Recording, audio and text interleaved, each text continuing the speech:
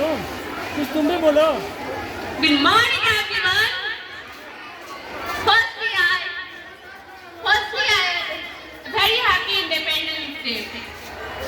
Today give us golden opportunity. I have worked with the whole team.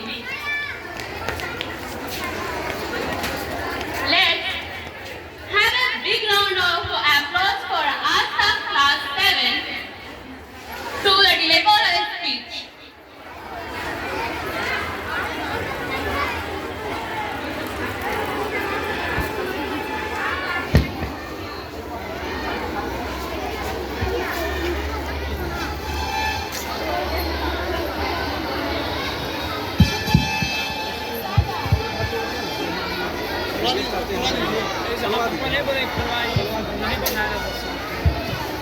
Once again उन सभी स्टूडेंट्सों को जो parade में पार्टिसिपेट थे, उन सबके लिए स्पेशल टास्क ये है कि जो भी बच्चे ग्राउंड में इधर उधर जा रहे हैं, प्लीज आप उनको इंस्ट्रक्शन दीजिए कि वो यहाँ पे आकर पंडाल में बैठकर इस फंक्शंस को इस जो इंटरटेन करें।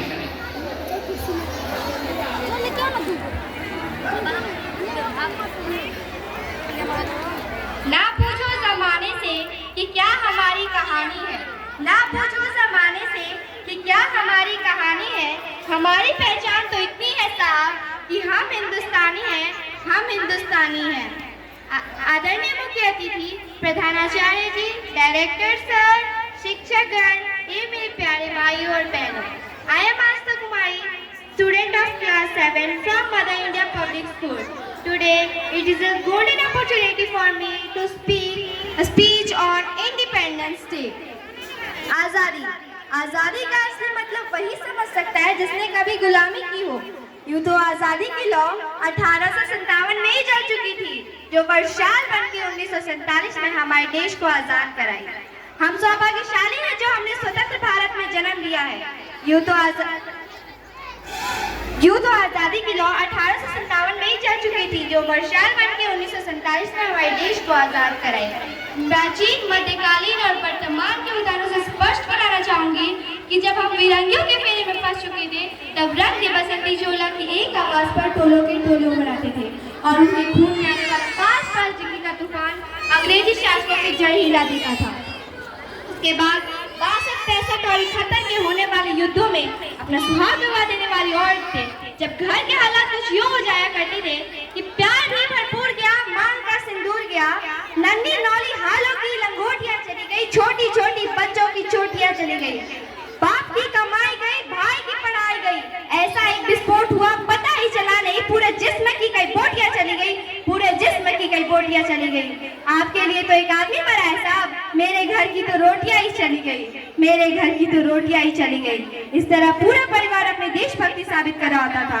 तब देश बलिदान मांगता था, तब देश मर जाने को, मिट जाने को, फांसी चढ़ जाने को कहता था, किंतु आज देश मर जाने को नहीं कहता। आज देश मर जाने को, मिट जाने को, फांसी चढ़ जाने को नहीं कहता, बल्कि मेरे विचारों से कोई व्यक्ति अपना काम पूरी लगन, मेहनत और ईमानदारी के साथ करता है तो वही सबसे बड़ा देशभक्त होता।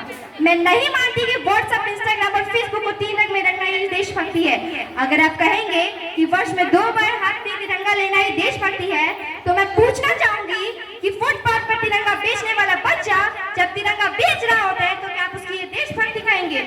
नहीं, वो उसकी देशभक्ति नहीं, वो उसकी पेट की भूखी शक्ति है जो उसे ऐसा करने पे मजबूर करती है। क्योंकि ना वो मस्जिद को जानते हैं, ना वो शिवालय को जानते हैं, क्योंकि ना वो मस्जिद को जानते हैं, ना वो शिवालय को जानते हैं। अरे वो पेट के भूखे हैं साहब, वो सिर्फ भोजन के निवालों को जानते हैं, वो सिर्फ भोजन के निवालों को जानते हैं। यही सच्ची देशभक्ति थी, यही सच्चा राष्ट्र।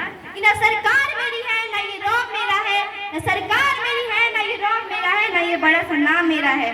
बस इतनी सी बात का गुरूर है मुझे कि मैं भारत की हूँ और ये भारत मेरा है, कि मैं भारत की हूँ और ये भारत मेरा है। उसके बाद और मैं ये कहना चाहूंगी, अंत में मैं बस यही कहना चाहूंगी कि मेरा भारत महान था